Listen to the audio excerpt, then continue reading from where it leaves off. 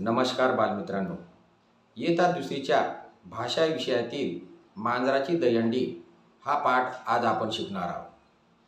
चला तर बालमित्रांनो, मांजराची दहीहंडी हा पाठ पाहूया. इयत्ता दुसरी, विषय भाषा, पाठ क्रमांक 26. मांजरांची दहीहंडी. अध्याय निष्पत्ती. 1.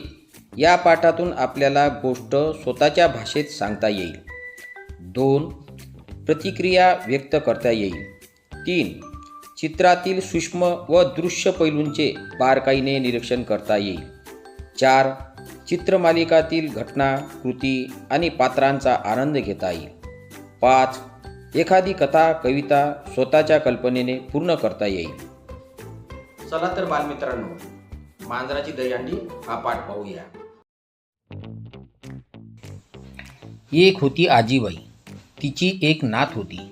दोघींनाही मांजरांची खूप खूप आवड होती. आजीबाईकडे 4 मांजरे होती. एकाचे नाव होते बोकोबा, दुसरा होता सोकोबा, तिसरा काळोबा आणि चौथा साळोबा. एकदा काय झाले, आजीबाई गेली बाजारात. मांजरे होती घरात.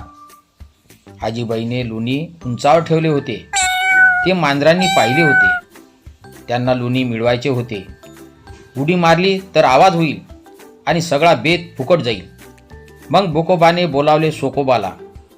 सोकोबाने हाक मारली काळोबाला आणि साळोबाला. आता बोकोबा, सोकोबा, काळोबा व साळोबा जमले. पण लोणी मिळवायचे कसे? सगळे विचार करू लागले. छोटा साळोबा फार हुशार.